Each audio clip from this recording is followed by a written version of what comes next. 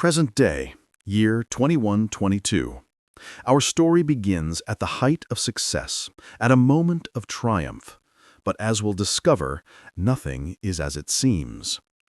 The Cordon Grand Hall blazed with holographic light. 3,000 of the world's elite filled the crystalline auditorium, their cybernetic enhancements glittering like a constellation of stars. At the center stage stood Kai Verone, 32 years old, dressed in an immaculate white suit that seemed to absorb and reflect the lights simultaneously. His neural interface glowed softly at his temples, the mark of a master engineer. "Ladies and gentlemen," Kai's voice resonated through the hall, amplified by the acoustic nanobots floating in the air. "Today we transcend mortality itself." Behind him, a massive hologram displayed the Elysium chip, a marvel of bioengineering no larger than a grain of rice, capable of rewriting cellular decay at the molecular level. The audience erupted in applause. In the front row, Apollo Cordon stood, his aged face enhanced by decades of augmentation, tears streaming down his cheeks. At 78, the patriarch of the Cordon family looked at Kai with unmistakable pride. "That's my boy," Apollo whispered to his daughter Artemis, who sat beside him. "That brilliant, beautiful mind." Kai smiled at Apollo. It was a perfect smile. He'd practiced it for 15 years. The Elysium chip represents not just my work, but the culmination of the Cordon Corporation's vision for humanity. And I'm honored to announce that the Cordon family, Apollo, Artemis, Hector, and Dionysus, have all agreed to be the first recipients. They will be the pioneers of immortality. The applause was deafening. Apollo's 3 children stood, joining their father in a family embrace. Kai watched them, his heart rate perfectly controlled by his own modifications. Not a tremor, not a hint. As the presentation concluded and champagne flowed, Kai descended from the stage. Apollo approached him immediately, arms wide. "Kai, my son!" Apollo pulled him into an embrace. "Your parents, wherever they are, must be so proud." Kai's smile never wavered. "I'm sure they're watching, Apollo. I'm absolutely certain of it." But as Kai stands on that stage, something shifts in his mind. A memory, a flashback to 3 months earlier, to a night that nearly destroyed everything. The abandoned factory in the Rust District smelled of ozone and decay. Kai hung suspended in an electromagnetic field, his body paralyzed but his mind racing. 3 figures circled him, their faces hidden behind adaptive camouflage masks. "Kai Varen," a woman's voice, distorted by a modulator. "Corporate lapdog, architect of oppression. You've built the chains that bind us all." Kai said nothing. He couldn't. The field disrupted his speech centers. "We're going to crack that pretty skull of yours open," a male voice growled. "Extract every Cordon secret, every security protocol, every dirty deal." They brought out the equipment, neural hackers, military grade, the kind that could pull memories from your synapses like files from a database, the kind that left people as drooling vegetables if used wrong. The woman approached with the neural spike. "This is for every person your corporation ground into dust." She jammed it into his neural port. Kai's world exploded into white-hot agony. But nothing happened. The woman pulled back confused. "What the—" "His neural architecture it's completely scrambled. There's nothing before age 17. Just static and fabricated memories." "Impossible," the male voice said. "Run it again." They tried. Again. And again. Each time they hit the same wall. Kai had done exactly what he'd planned. Wiped his early memories, replaced them with carefully constructed fakes, stored the originals in a location even he couldn't consciously access without the right trigger. "He's useless," the third rebel said, younger, frustrated. Just another rich corpo who probably bought his way in young and doesn't remember being human. But the woman paused. She was scrolling through the fragmented data, looking at the fabricated memories, when something caught her eye. A detail, so small, so seemingly insignificant that it almost looked like a glitch. In one of the fake childhood memories, a birthday party that never happened, there was a cake. And on that cake, in the frosting, was a symbol. A small, simple design that looked like a manufacturing error. 3 interlocking circles, forming a triangle. The woman's breath caught. She knew that symbol. It was the old sign of the liberated minds, a rebel cell from 15 years ago that had been completely wiped out by Cordon security. No one should know that symbol unless they'd been part of the resistance. It had never been public, never been digital, only shared person to person. Wait. Stop. She pulled off her mask. Her name was Zara Okoro, second in command of the New Dawn Resistance. Scars from neural burns marked her temples, someone who'd escaped corporate re-education. Kai Varen, she said slowly, studying his face. You left that symbol in your fake memories. That means you built those memories yourself. That means you knew someone would look. That means... She leaned close, studying his eyes.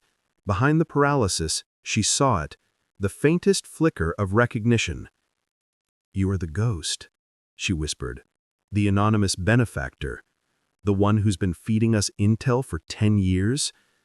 She released the electromagnetic field. Kai collapsed to the concrete, gasping. You're either the ghost or the most elaborate trap the Cordons have ever set. Which is it? Kai coughed, blood on his lips. When he spoke, his voice was raw. Zara Okoro, age 37, former Cordon neural programmer, escaped 7 years ago. You have a daughter, Maya, hidden in the underground gardens. She's safe. I made sure of it. Zara's gun wavered. How? Because I'm the one who corrupted the tracker the Cordons put on you when you escaped. I'm the one who created the security glitch that let you vanish. I'm the ghost, and we need to move, now. They'll notice I'm missing soon. We can't just let you go. If the Cordons suspect, then make it look real.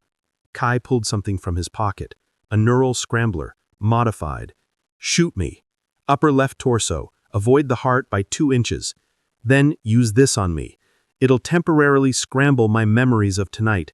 I'll wake up in a hospital, believing I was attacked by rebels. The Cordons will believe it too. Zara stared at him. You're insane. I'm patient, he corrected. There's a difference, and my patience is almost at an end. In 3 months, I'm going to kill every Cordon, but I need you to trust me. I need the rebels to stand down on that night. Can you do that? Why should we trust you? Because I'm going to tell you something only the ghost would know. Your daughter Maya's favorite color is purple. She wants to be a botanist, and every month an anonymous donation keeps the underground gardens running. That's me, Zara. It's always been me. Tears welled in Zara's eyes. She had wondered for years who their mysterious benefactor was. 3 months, Kai repeated. The Cordon Grand Hall. The Elysium chip launch. Be ready, but don't interfere. And Zara, make the shot count. Apollo is paranoid. It needs to look real. Zara raised her weapon. This is going to hurt. Everything hurts, Kai said. I've gotten used to it. She fired. The plasma bolt tore through his shoulder. Kai screamed. Genuine, raw agony. As he fell, Marcus activated the neural scrambler. Kai's eyes rolled back as his short-term memories dissolved like smoke. When he woke 3 days later in a Cordon medical facility, he had no memory of the rebels, only the implanted false memory of an ambush, an attack, a narrow escape. Apollo sat by his bedside, holding his hand. They tried to kill you, son, those rebel scum, but you survived. You're strong. like me. Kai, genuinely confused, groggy from the neural damage, looked at Apollo. What happened? Shh, rest. You're safe now, and I promise you, we'll make them pay. Every last rebel will burn for what they did to you. Kai's hand squeezed Apollo's weakly. Inside, buried beneath the scrambled memories and false confusion, a tiny part of Kai that remained aware, thought, perfect. As Kai wakes in that hospital bed, Apollo's promise echoing in his ears, his mind drifts further back to where it all truly began, 15 years earlier, when a boy with a different name walked through the doors of his enemy's empire. Kai was 17 when he first walked through the doors of Cordone Corporation. His name then wasn't Kai Varen, it was Elias Chen. He'd spent 2 years preparing for this moment, 2 years building a false identity so comprehensive that it could withstand even the Cordone's legendary paranoia. The key had been understanding that corporations didn't hire people, they hired potential. And genius was its own credential. At the reception desk, a holographic secretary smiled at him. Name and purpose.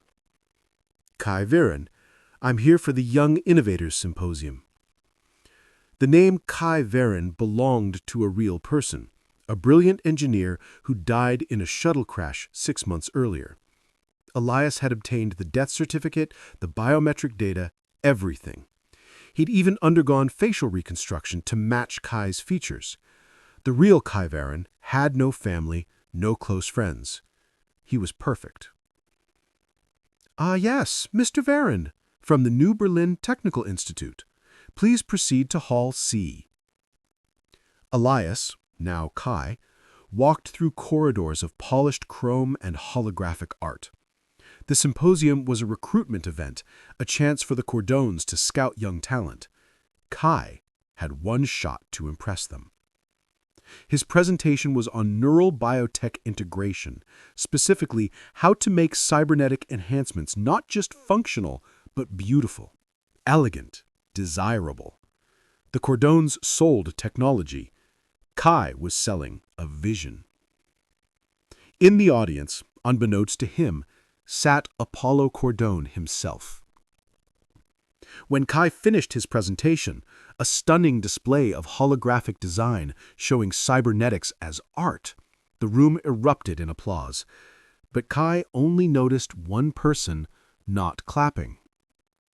Apollo. He was just staring, studying. After the symposium, as Kai packed his materials, a hand touched his shoulder. Kai Varen. Apollo's voice was smooth, dangerous. Interesting name, Varen. Where's that from? Kai's heart hammered, but his face showed only polite curiosity. He'd prepared for this. Old Earth, sir. French ancestry. My family emigrated generations ago. And this design philosophy of yours, beauty in technology. It's quite different from current trends. Where did you learn it? From watching people, Mr. Cordone. The best technology isn't the most powerful. It's the technology people love, that they want. Make someone desire your product, and they'll integrate it into their very identity. Apollo smiled slowly. You're young, arrogant, possibly too clever for your own good. He paused. When can you start? Kai blinked. Sir, I'm offering you a position. Junior Engineer, Neural Biotech Division. We'll see if your pretty words translate to results.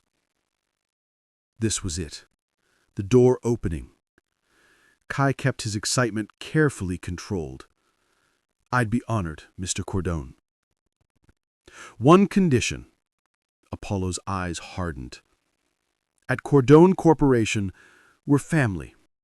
Loyalty is everything. I need to know you're committed, not just to the work, but to us, to me. Kai met his eyes.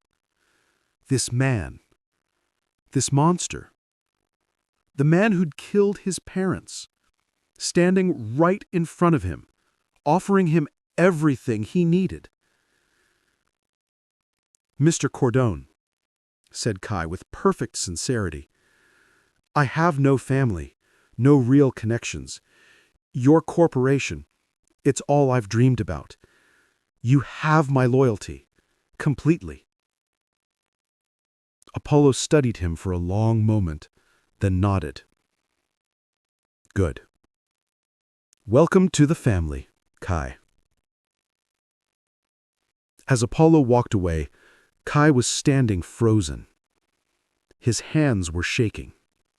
Not from fear, from rage. The rage he'd been nursing for 2 years since he'd watched this man murder his parents in cold blood, since he'd crawled from the burning wreckage of his childhood home, since he'd sworn revenge. But he pushed the rage down into a box in his mind. There would be time for rage later. For now, he was Kai Varen, loyal employee, ambitious young engineer. He was inside. Standing in that corridor, watching Apollo walk away, Kai's mind flashes back even further, back to the moment that created him, back to the night that turned a boy into an instrument of vengeance. The night was cold in the lower districts. 15-year-old Elias Chen sat in his family's small apartment, working on a homework assignment. His parents, Dr. Marcus Chen and Dr. Yuki Chen, were in the next room, voices hushed but urgent.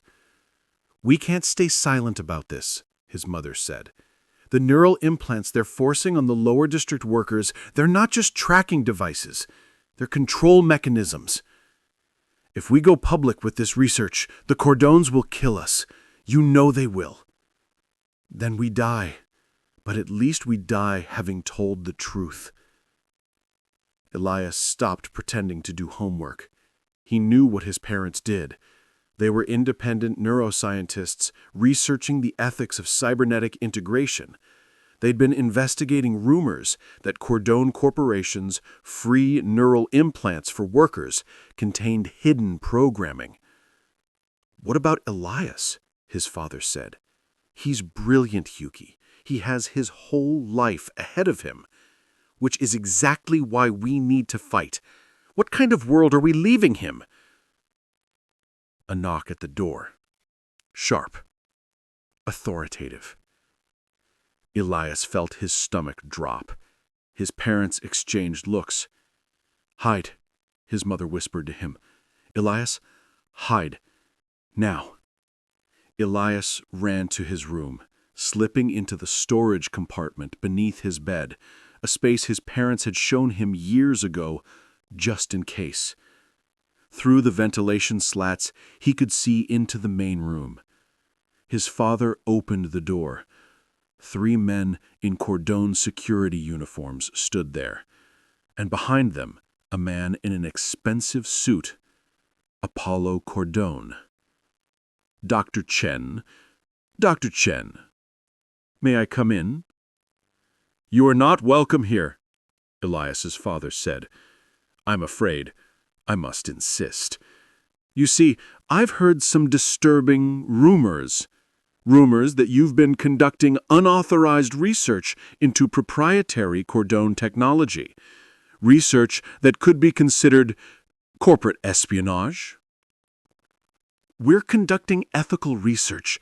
Your neural implants are controlling people, overriding their will. We have proof." Apollo sighed, almost sadly. "Then you forced my hand. You see, I can't have that information getting out. It would be inconvenient." He nodded to his men. What happened next took 30 seconds. 30 seconds that would define Elias's entire life. His mother tried to run. A plasma bolt caught her in the back. His father lunged at the guards. Apollo himself drew a weapon, an old-fashioned pistol, almost ceremonial, and shot Marcus Chen twice in the chest. Elias watched, silently. His hand clamped over his mouth, tears streaming down his face. Every detail burned into his memory with crystalline clarity. The smell of burned flesh, the sound of his mother's last breath, the casual way Apollo holstered his weapon. "Make it look like a gas leak, an accident, tragic." The guards set incendiary charges. As they left, Elias heard Apollo say one more thing. Such a waste. They were brilliant. If only they'd been loyal. The guards left. Elias waited in his hiding spot as the charges armed. He had maybe 2 minutes. He crawled out, looked at his parents' bodies. His mother's eyes were still open. "I'll make him pay. I promise. I'll destroy him. I'll destroy them all." He ran. The apartment exploded behind him. The official report called it a tragic accident. The Chens killed by a faulty gas line. Their brilliant son, Elias, missing, presumed dead in the rubble. Elias Chen did die that night. In his place, something else was born. Something patient. Something that could wait. Years, decades if necessary. Something that would smile at his parents' killer and call him sir. Revenge wasn't a dish best served cold. It was a dish that required perfect preparation. And Elias, who would become Kai, was willing to spend his entire life cooking. The memory of that burning building fades, and Kai's mind shifts forward in time, to 3 years after joining Cordone Corporation, to the moment Apollo decided to test whether this brilliant young engineer could truly be trusted. Kai was 20 years old, already a senior engineer. His designs had revolutionized the company's neurobiotech division. He'd made the Cordones hundreds of millions. Apollo treated him like a beloved nephew, even introducing him to his children as the future of this company. But Apollo hadn't survived this long by trusting anyone. The test came during a routine security briefing. Apollo called Kai into his office, high above the city in the Cordone Tower's penthouse. The view was breathtaking, a sprawling cyberpunk metropolis of neon and steel. "Kai, sit. We need to talk about loyalty." Kai sat, concerned but curious. "Sir?" "I've been in this business for 50 years. I've learned that the most dangerous people aren't your enemies. They're the ones close to you, the ones you trust." Apollo poured 2 glasses of whiskey, the real stuff, imported from old Earth. "I need to know you're truly one of us." "I thought I'd proven that, Apollo." "You've proven you're brilliant, but brilliance and loyalty aren't the same thing." Apollo slid a tablet across the desk. "There's a leak in our organization. Someone's been feeding information to the rebels. Small stuff, mostly. Security schedules, shipment routes. But it's adding up." Kai's blood ran cold, but his face showed only concern. "That's serious." "Indeed. And I think I know who it is." Apollo pulled up a holographic image. A man's face appeared. Dr. Hassan Ahmed, one of Kai's colleagues. A good man, talented researcher, and completely innocent. "Hassan?" Kai said, genuinely surprised. "He's been with the company for 15 years. Which makes him perfect cover. I need you to do something for me, Kai. I need you to extract a confession from him, and then I need you to eliminate him. The room felt airless. This was the test. Apollo was watching him carefully, studying every micro-expression. If he refused, he'd reveal his true allegiances. If he agreed but failed to follow through, same result. Apollo would know, and Apollo would kill him. Hassan is my friend, Kai said carefully. And that's precisely why I'm asking you. It proves where your ultimate loyalty lies, with friendship or with family. Because that's what we are, Kai. Family. And family protects family, even when it's hard. Kai was silent for a long moment. Then he nodded. When? Tonight. I'll provide the tools. Make it clean. That night, Kai went to Hassan's apartment. His mind was racing. There was no way out of this that didn't involve someone dying. If he refused, Apollo would kill both him and Hassan. If he ran, same result, plus the rebels would be compromised. There was only one option. Make it look real. Kai knocked. Hassan answered, surprised but pleased to see his young colleague. Kai, what brings you? Kai jabbed a neural disruptor into Hassan's neck. Hassan collapsed, unconscious. Kai had 30 minutes before he woke. He worked frantically. First, he staged the apartment to look like there'd been an interrogation. Overturned furniture, broken glass. Then he pulled out a medical kit from his coat, supplies he'd been carrying for weeks in case of emergency. He injected Hassan with a compound of his own design, a neural suppressant that would simulate death for approximately 6 hours. Slowed heartbeat, no brain activity on shallow scans. Then he used a plasma cutter to create what looked like execution wounds, careful burns that went deep into tissue but avoided any vital organs. Hassan died on his apartment floor, a staged confession playing on a loop on his computer, something Kai had fabricated using Hassan's own voice patterns. Kai called Apollo. It's done. Proof? Kai sent the video feed. Hassan's corpse. The confession. Everything.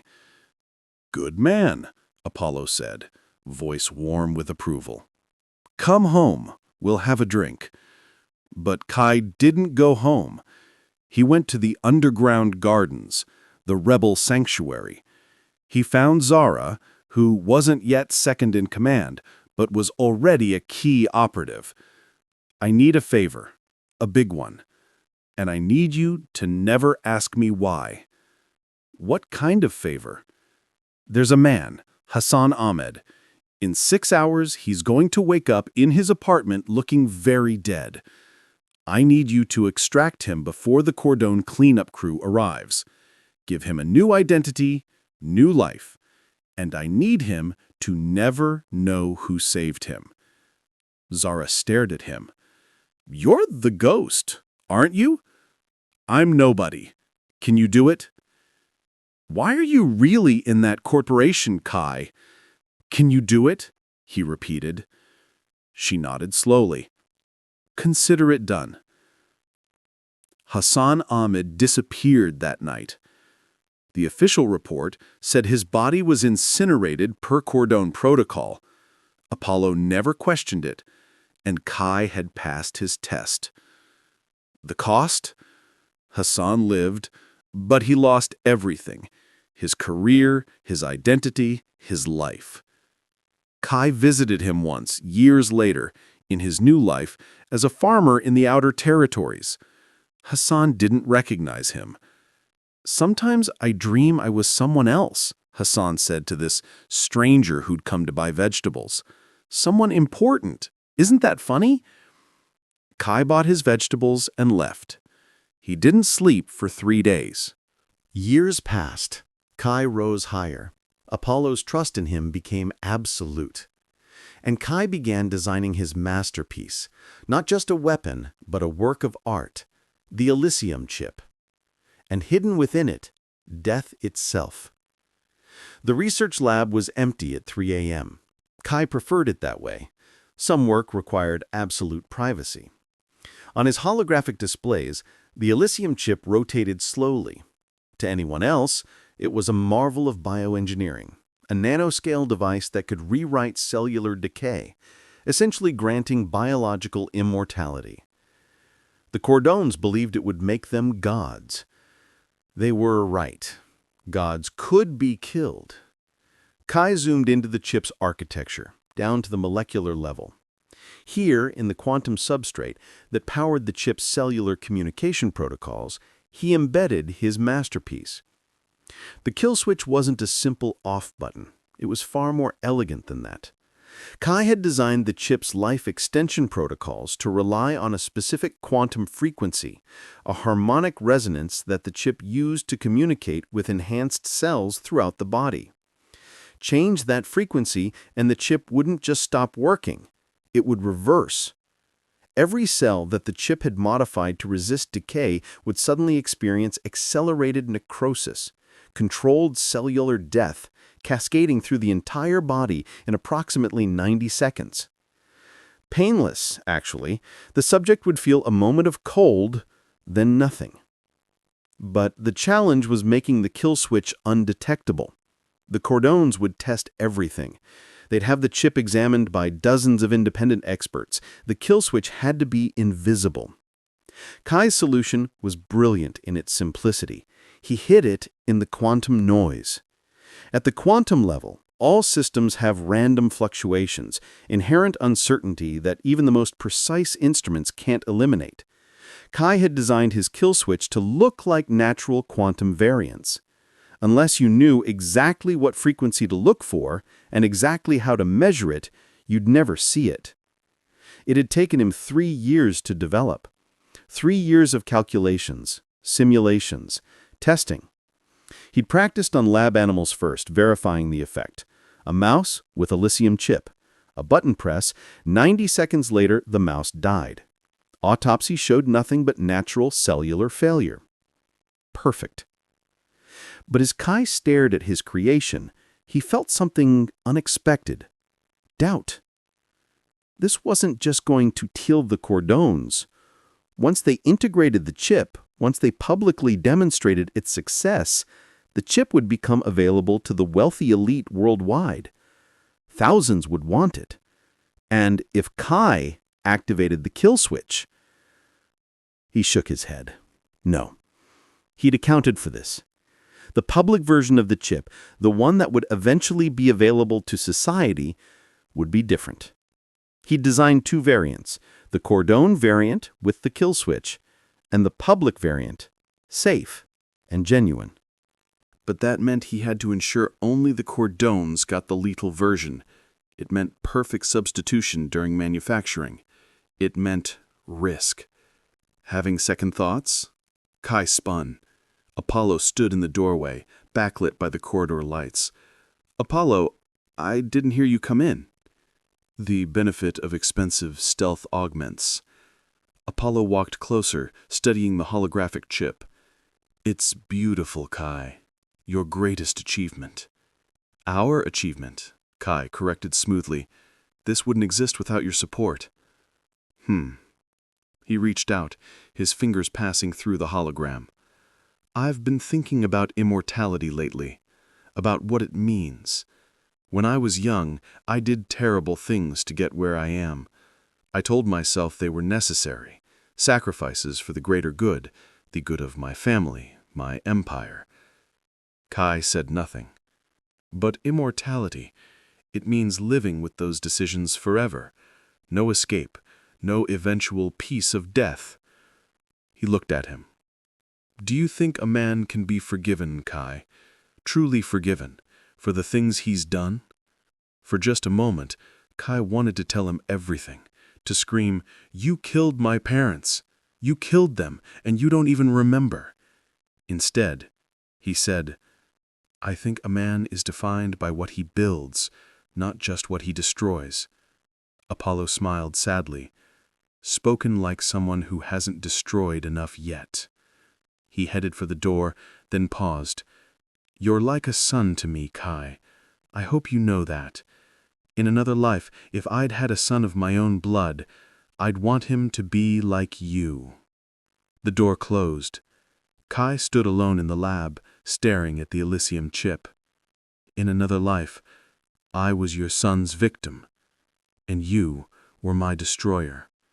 He saved his work and encrypted it with a quantum key that only he could access. The kill switch was ready. Now he just needed to wait. But Kai's plan required more than technical brilliance. It required allies. And so he began his most dangerous gambit, supporting the very rebels who wanted to kill him. The first payment was anonymous. 1,000,000 credits, transferred to a known rebel safe house through 18 layers of cryptocurrency obfuscation. Attached was a simple message: "For the cause. More to come. Ghost." Zara Okoro received the notification on a cracked datapad in a warehouse that smelled of machine oil. She stared at the number, certain it was a trap. "It's Cordone bait," her partner Marcus said. "Has to be." Maybe, or maybe someone with a conscience finally cracked. They used the money carefully. Medical supplies, weapons, safe houses for escaped corporate slaves. Every month, another payment arrived, always anonymous, always substantial. And then the information started coming.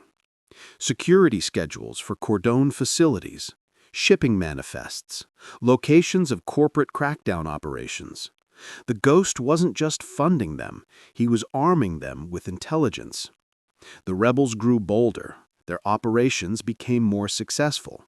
The Cordones started losing resources, money, personnel, and they blamed it on simple rebel luck, never suspecting their own golden boy. Kai played a dangerous game. By day, he designed security systems for Apollo. By night, he sent those same designs to the rebels, showing them every weakness. He was simultaneously the shield and the sword. But he was careful never to give them enough to actually win. If the rebels destroyed the Cordones before his plan was complete, he'd lose his chance for personal justice. He needed to keep them alive, powerful, and most importantly, trusting him.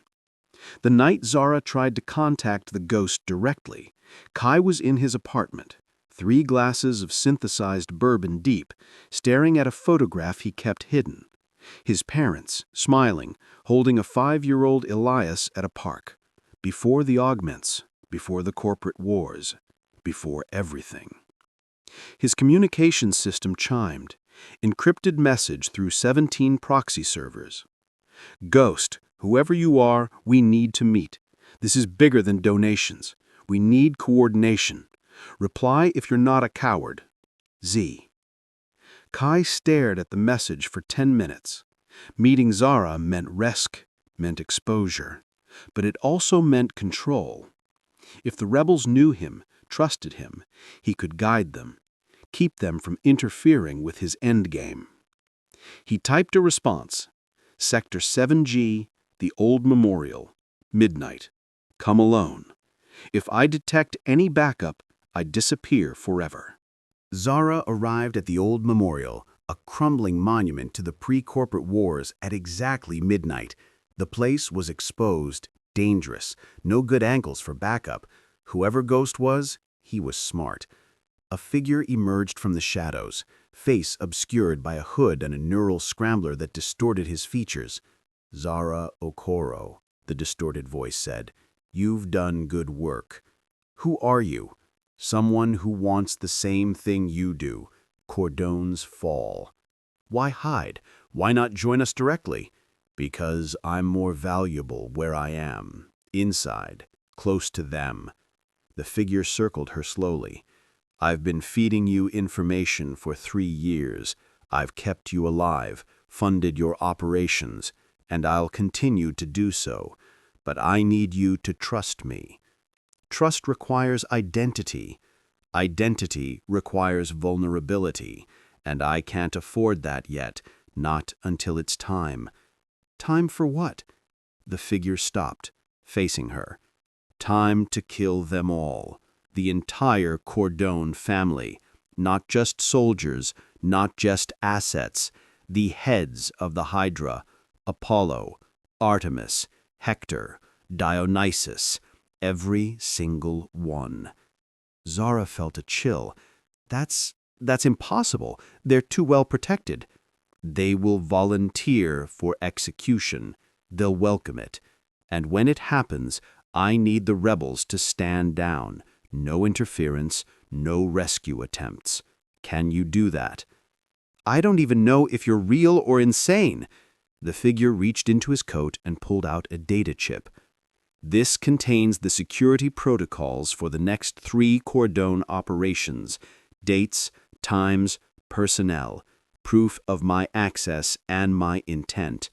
Use it. See that I'm legitimate, and then decide if you'll trust me when the time comes. Zara took the chip. And if we don't stand down, then you'll ruin everything. The Cordones will survive, and this war will continue forever. The figure started to fade back into the shadows. I'm doing this, Zara, with or without you, but it'll be cleaner with you. Wait, at least tell me why. Why do you want them dead so badly? The figure paused. For a moment the distortion in his voice flickered, and Zara heard something raw underneath. Pain. Old pain.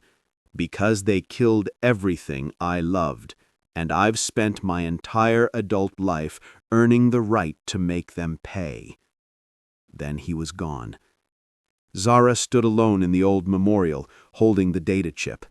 3 days later, she verified its contents. Every detail was accurate. Every operation happened exactly as Ghost predicted. From that night forward, Zara Okoro kept a secret from her fellow rebels. Their mysterious benefactor wasn't just an ally. He was something far more dangerous. He was a man with nothing left to lose and everything to avenge. And she would help him do it. But even the most carefully laid plans encounter the unpredictable variable, human emotion. And for Kai, that variable had a name. Artemis Cordone was nothing like her father. Where Apollo was calculating in cold, she was passionate. Where he saw profit, she saw people. At 28, she ran the Cordone Foundation, the corporation's charitable arm, such as it was. A PR exercise, mostly. But Artemis tried to make it real. Kai had avoided her for years. The children of his enemy were still his enemies. But Apollo insisted on a family dinner, and Kai couldn't refuse without raising suspicion. The dinner was at Apollo's private estate, a fortress of glass and steel overlooking the city. The whole family was there. Apollo, Artemis, her brothers Hector and Dionysus. Hector was a brute, head of security, all muscle and augmented reflexes. Dionysus was the financial genius, cold as numbers on a spreadsheet. And then there was Artemis. "So, you're the famous Kai Verone," she said. Extending her hand, her grip was firm, her eyes intelligent and searching. "My father talks about you constantly. His protege, his golden boy." "Your father is too kind," Kai said smoothly. "My father is never kind without reason, which makes me wonder what you've done to earn such devotion." Throughout dinner, while Apollo held court and Hector told war stories and Dionysus discussed quarterly reports, Artemis kept watching Kai, not suspiciously, but curiously, like she was trying to solve a puzzle. After dinner, she found him on the terrace looking out over the city. "You don't like us much, do you?" she said, joining him. Kai turned, surprised. "I'm sorry?" "The family." You're polite, professional, perfectly deferential, but there's something behind your eyes. Distance, like you're playing a part. Kai's pulse quickened, but his face remained calm. I'm not sure what you mean. I've spent my whole life watching people pretend around my father. Pretend to respect him, pretend to love him, pretend they're not terrified of him. She leaned against the railing. You're different. You're not afraid. You're just somewhere else. Always calculating something. Maybe I'm just focused on my work. Maybe. Or maybe you're the smartest person in this family of sharks, and you know the only way to survive is to never let them see who you really are. They stood in silence for a moment. Below them, the city pulsed with neon life. Millions of people, most of them controlled or exploited by the Cordone Empire. Can I ask you something honestly? Artemis asked. Do you think my father is a good man? The question was so unexpected that Kai almost answered truthfully, almost said, your father is a monster who murdered my parents in cold blood. Instead said, I think your father is a powerful man who's built an empire. Good and bad are complicated at that level. That's a politician's answer. It's a survivor's answer. She looked at him then, really looked at him. What are you surviving, Kai? Before he could respond, Apollo's voice boomed from inside. Artemis, Kai, come, we're opening the 2089 vintage. The moment broke. Artemis headed inside, but paused at the door. You're hiding something. I don't know what, but I hope it's not something that will hurt you.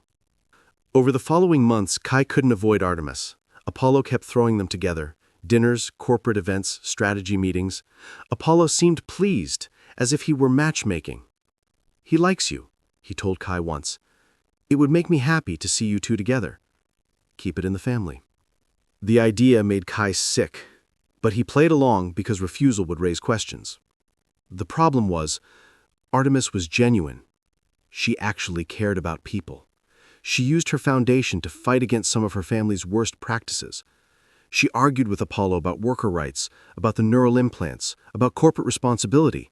She was, in her own way, an enemy of everything the Cordones represented. And she was falling for Kai. It happened gradually. Shared conversations, moments of honesty. She told him about growing up in Apollo's shadow, about trying to be good in a family built on exploitation. He told her, carefully edited truths, about feeling like an outsider, about wanting to build something meaningful. They weren't lies, exactly, just incomplete truths. One night, 6 months before the Elysium launch, Artemis kissed him. They were alone in her office, working late on a foundation project. She'd just shown him plans for a medical clinic in the lower districts. A real clinic, not a PR stunt. This is good work, Kai had said, meaning it. I want to do more. I want to change what this family stands for. She looked at him. And I think you do too. I think that's why you're here. Not for money or power, for something else. Artemis. She kissed him. And for a moment, one terrible, wonderful moment, Kai forgot his mission, forgot his revenge, forgot everything except the warmth of someone who actually cared about him. Then he remembered. He pulled back. We can't. Why not? Because he struggled for a reason that wasn't the truth. Because your family, your father, it would complicate things. I don't care about my father's opinion, but I do. He trusts me. I can't betray that trust. The irony of those words nearly choked him. Artemis stepped back, hurt but trying to hide it. Right, of course. I'm sorry, I misread. You didn't misread anything. That's the problem. He left her office and went straight to his apartment. He sat in the dark for 3 hours, staring at the photograph of his parents. I'm sorry, he whispered to their frozen smiles. I'm so sorry, but I can't stop. Not even for her. Not even for this. The next day he began the final preparations for the Elysium chip. And he made a decision. When the kill switch activated, he would make sure Artemis was far away. She wouldn't be hurt. She wouldn't die with her family. It was a compromise with his conscience. A small mercy in a plan built on vengeance. But it was the best he could do. As the Elysium chip neared completion, Apollo's paranoia reached its peak. He devised one final test for Kai, a test that would force him to prove his loyalty in the most brutal way possible. Apollo called Kai into his office on a gray morning. The view outside was obscured by smog. One of the lower district factories had malfunctioned, pouring pollution into the sky. Apollo didn't seem to notice or care. "Sit," Apollo said. His voice had an edge to it. Kai sat, his mind racing through possibilities. Had Apollo discovered something? Was this the end? "I've been thinking about the Elysium launch," Apollo said, "about security, about ensuring nothing goes wrong. We've run every protocol. I'm not talking about technical security. I'm talking about human security, loyalty." Apollo pulled up a holographic display. It showed surveillance footage of the rebel safe house in Sector 7. "We've been tracking rebel movements, getting closer to their leadership." Kai's blood ran cold, but his face showed only professional interest. "And," he prompted, "and I want you to lead the raid personally. I want you to be the one who breaks them." Apollo smiled. "After that attack on you 3 months ago, I thought you might appreciate the chance for revenge." This was it, the final test. If Kai refused, Apollo would know. If he agreed but failed, Apollo would know. And if he succeeded, he'd destroy the very allies he needed for his plan to work. "When?" Kai asked. 3 days. I'll give you a full tactical team. Hector will oversee, but you'll be in command. I want prisoners, Kai, alive. I want to know everything they know, and then I want you to execute them yourself. No mercy, no hesitation." Kai nodded slowly. "I understand." "Good." Apollo's expression softened. "I know this is difficult, but this is what leadership means. Making hard choices, becoming something more than soft human empathy. That's what separates us from the masses, Kai. We have the strength to do what others won't." As Kai left the office, his mind was already racing through scenarios. He had 3 days to warn Zara, to evacuate the safe house, to stage a raid that looked real but harmed no one. 3 days to perform the most dangerous illusion of his life. That night, Kai sent an encrypted message through his ghost channels. "Evacuate Sector 7 safe house. Immediately. You have 48 hours. Leave evidence of hasty retreat, but take everyone. Apollo's testing me." Zara's response came within minutes. "We can't evacuate everyone that fast. We have wounded, children." "Then take them first. Leave a skeleton crew of volunteers who can stage an escape. I'll make sure they have an opening." "You're asking me to sacrifice my people." "I'm asking you to trust me. The volunteers won't be harmed. I'll make sure of it. But if you don't evacuate, Apollo will send someone else, someone who won't hesitate to kill everyone." A long pause. Then, "Okay, we'll do it your way, Ghost. But if any of my people die, I'll kill you myself." "Fair enough." Over the next 48 hours, Kai designed the operation meticulously. He studied the safe house layout, planned entry points, calculated sight lines, and he built in failures, deliberate weaknesses in the assault plan that would allow for rebel escape. He also did something else. He convinced Apollo to let him bring his own prototype weapons for field testing. Weapons that Kai had designed. Weapons that looked lethal but could be dialed down to non-lethal settings without anyone noticing. The night of the raid, Kai led a team of 12 Cordon security forces into Sector 7. Hector watched from a command vehicle, monitoring everything. "Remember, Father wants prisoners, but if they resist, you're authorized for lethal force." "Understood," Kai replied. The team breached the safe house at 0300 hours. Explosives, flashbangs, the full tactical assault. Kai moved through the corridors like a trained soldier, weapon raised. They found rebels. Exactly 4 of them, the volunteers Zara had left behind. They fought back, firing weapons that Kai had arranged to be low on charge.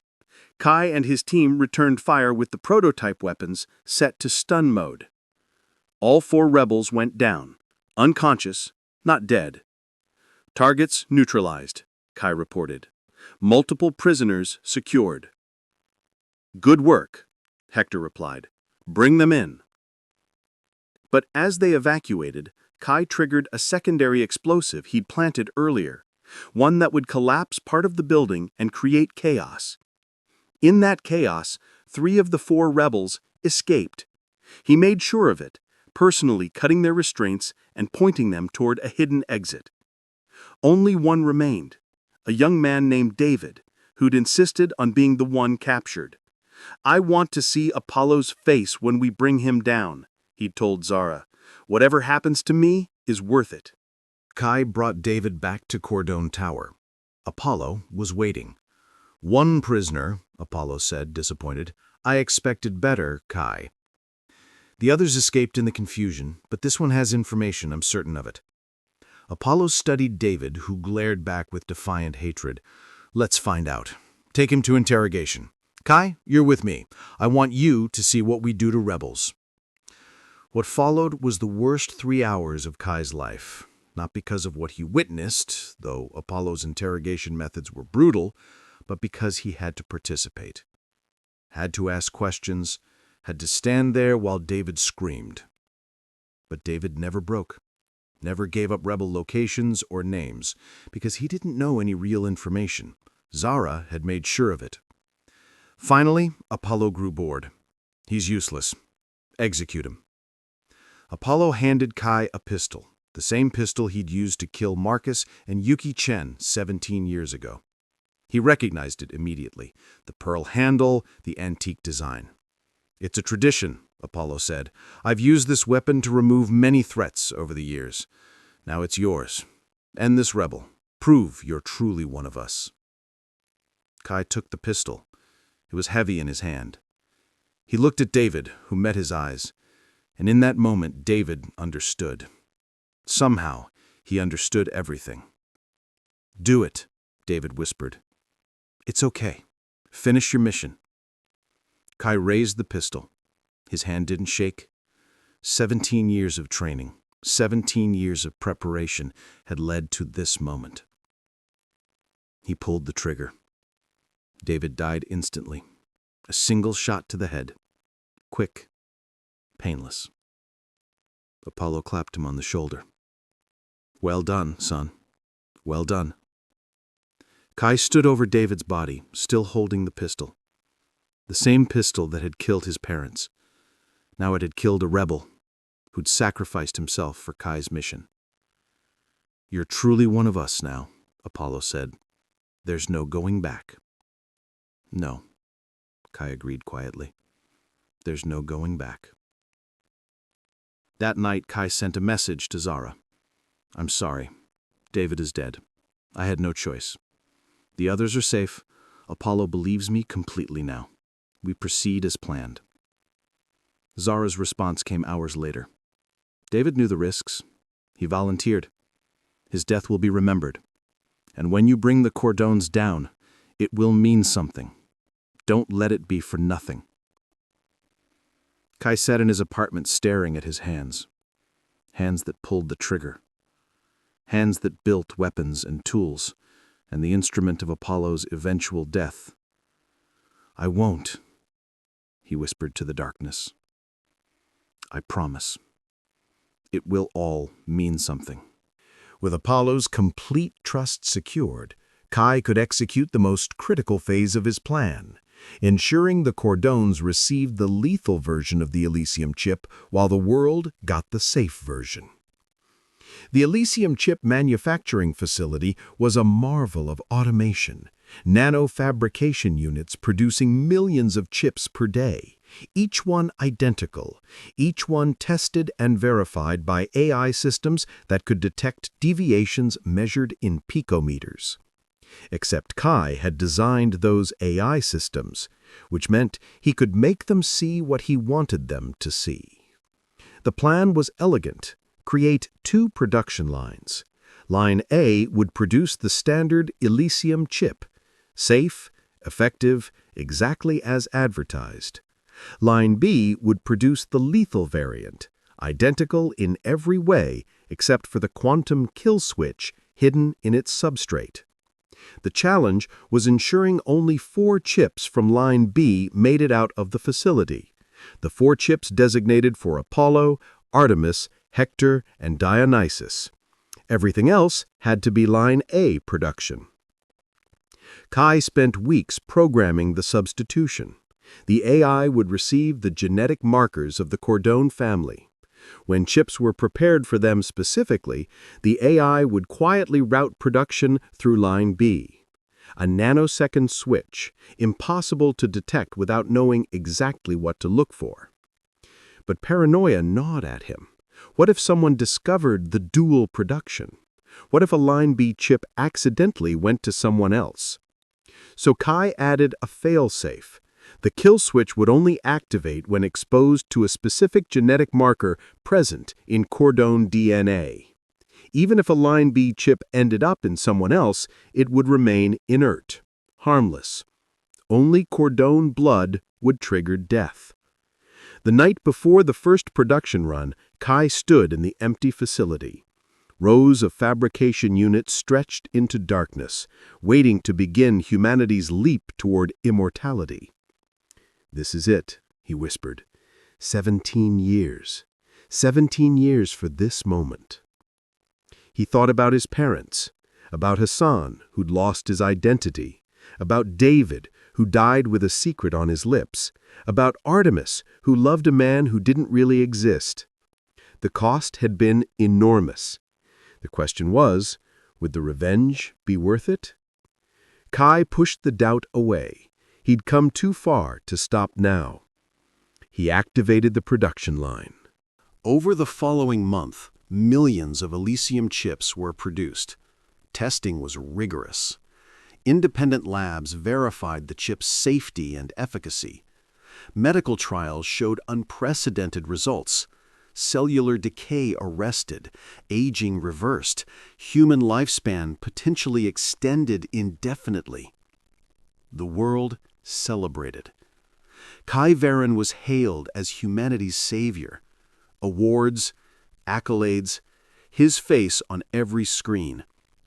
And through it all, 4 special chips made their way through the system. 4 chips that looked identical to every other chip. 4 chips that contained multitudes. The Cordone family received their chips in a private ceremony. Kai personally oversaw the procedure, ensuring that his benefactors received the best care. "Thank you, Kai," Apollo said, as the medical team prepared his injection site, "for everything, for making us gods." "Thank you, Apollo," Kai replied with a smile, "for believing in me." The chip was injected into Apollo's brainstem, where it would integrate with his neural network and spread throughout his body over the following weeks. Artemis went next, then Hector, then Dionysus. They felt nothing. No pain, no indication that anything was wrong. Because nothing was wrong. Not yet. The chips functioned perfectly. Over the following weeks, the Cordones underwent remarkable transformations. Apollo looked 20 years younger. Artemis's chronic pain from an old injury vanished. Hector's combat-damaged tissues regenerated. Dionysus's neural processing speed increased dramatically. They were becoming more than human, becoming gods just as they'd wanted. And with every day that passed, the kill switch embedded itself deeper into their cellular structure. Waiting, patient. Just like Kai had been patient for 17 years. And now, finally, the moment arrives. Kai stood on the stage of the Cordon Grand Hall, looking out at 3,000 faces. The presentation was over. The celebration was beginning. Apollo and his children stood together, radiant with their enhancements, gods among mortals. Artemis caught Kai's eye and smiled, a genuine smile, full of warmth. She'd forgiven him for pulling away. She still hoped, he could see, that there might be something between them. Kai's hand moved to his pocket, touching the glass device there. It was no larger than a phone, its surface smooth and cold. On it was a single button. Press it, and the quantum frequency would change. Press it, and every cordon in the room would die in 90 seconds. Press it, and 17 years of patience would culminate in perfect revenge. But he hesitated. In the front row, Apollo laughed at something Dionysus said. Hector clapped Kai on the shoulder as he passed, heading for the champagne. Artemis was walking toward him, that smile still on her face. "Kai," she said when she reached him, "this is your night, your triumph. How does it feel?" How did it feel? To stand here, surrounded by his enemies, holding their deaths in his hand. It feels like the end of something. The end? She looked puzzled. It's the beginning of everything. Yes, Kai said softly, the beginning of everything. He pulled out the glass device. Artemis looked at it, curious. What's that? A remote control for the presentation system. I want to show everyone something. One more thing before the night ends. He pressed a button. Not the kill switch, not yet. And the massive screens around the hall came to life. The crowd quieted, turning to watch. Ladies and gentlemen, before we celebrate further, I'd like to share something personal. A story about why I created the Elysium chip. About what it means to me. Apollo looked pleased, settling back to listen. This wasn't in the program, but Apollo loved Kai's speeches. My real name is not Kai Varen. The hall went silent. Apollo's smile froze. My real name is Elias Chen, and 17 years ago, the man sitting in the front row, Apollo Cordon, murdered my parents in cold blood. Pandemonium, gasps, shocked voices, security starting to move.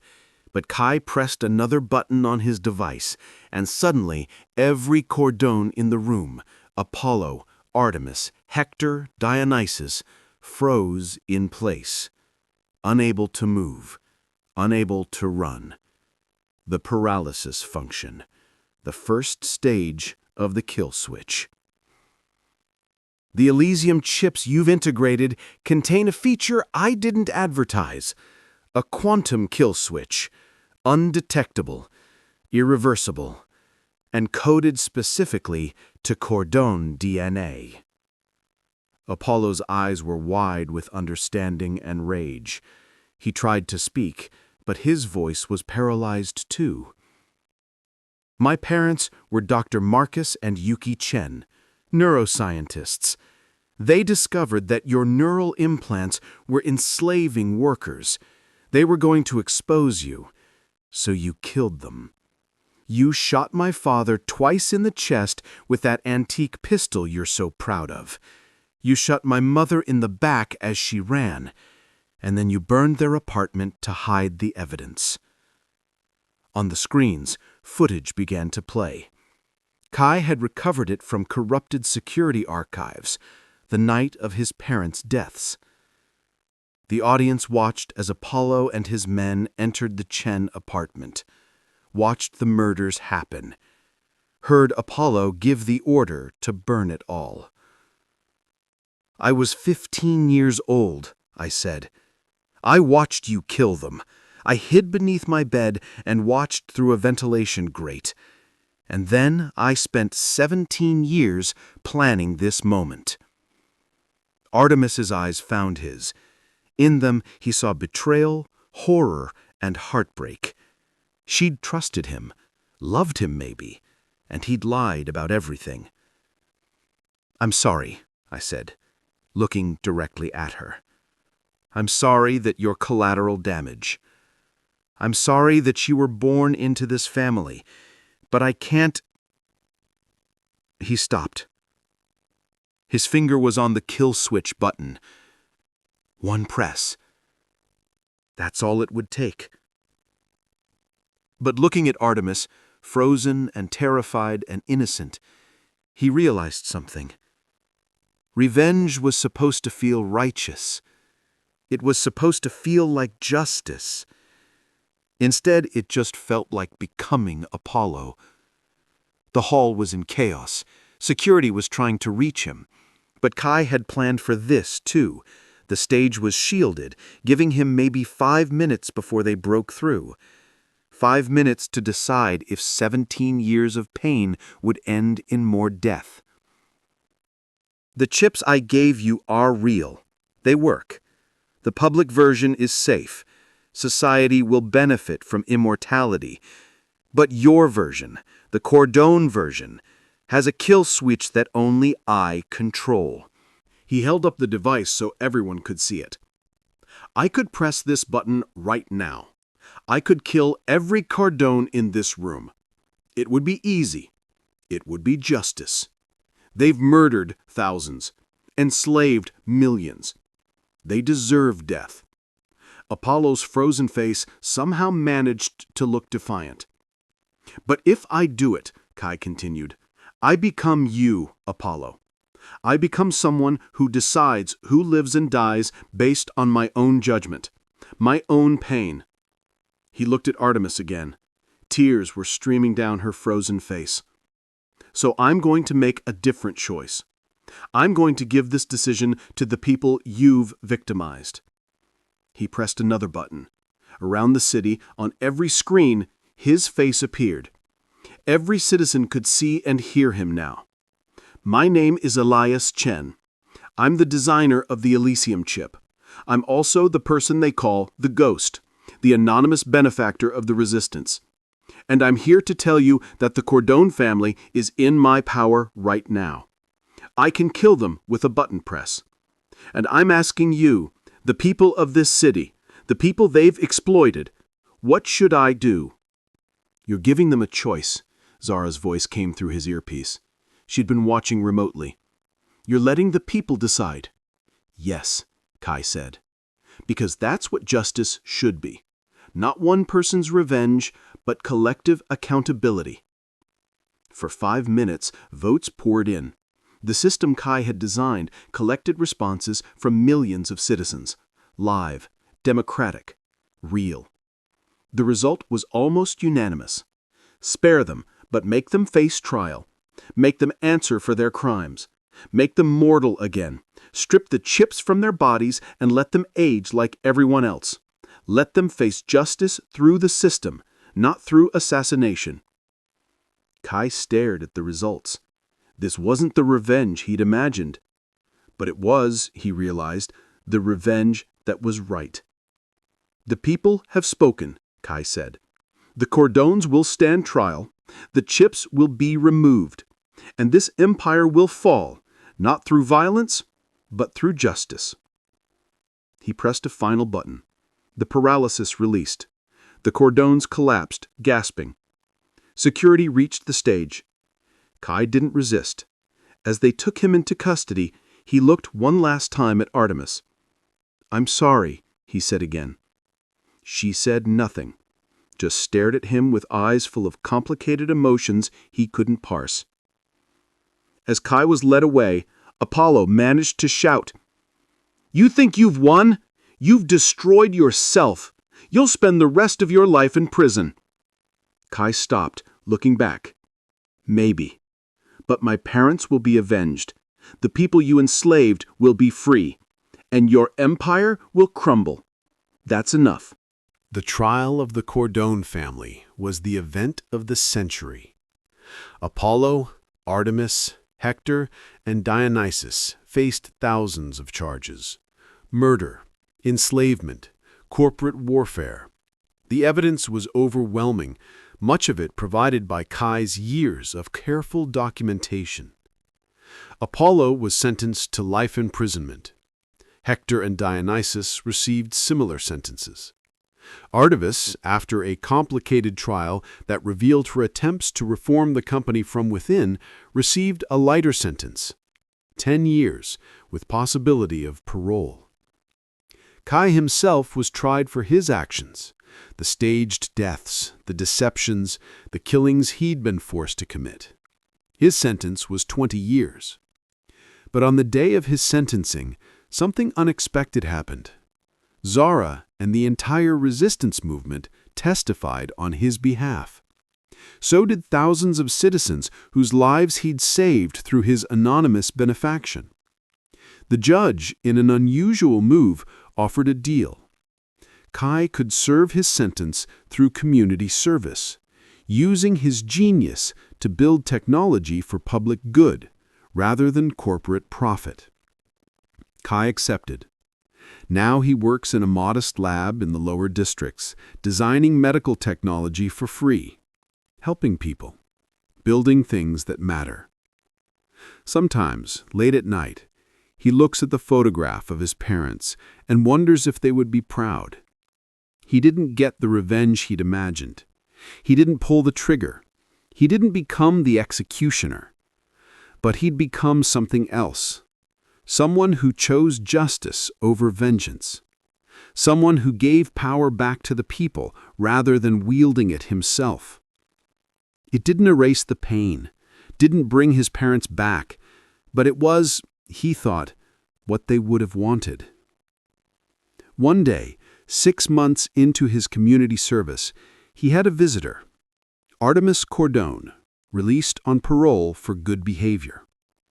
She stood in his lab doorway, older now, tired, but still herself. "I don't know why I'm here," she said.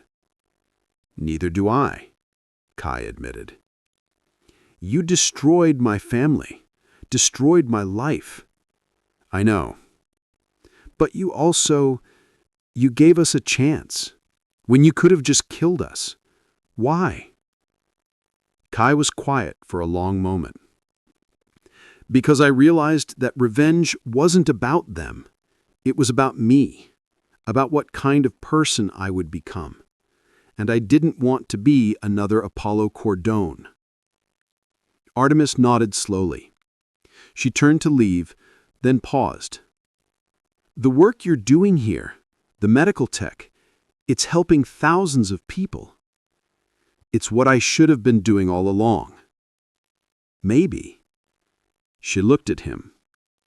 "My father was a monster, but you were the person who could have become a monster and chose not to. That's worth something." "Is it enough?" "I don't know, but it's something." She left. Kai never saw her again.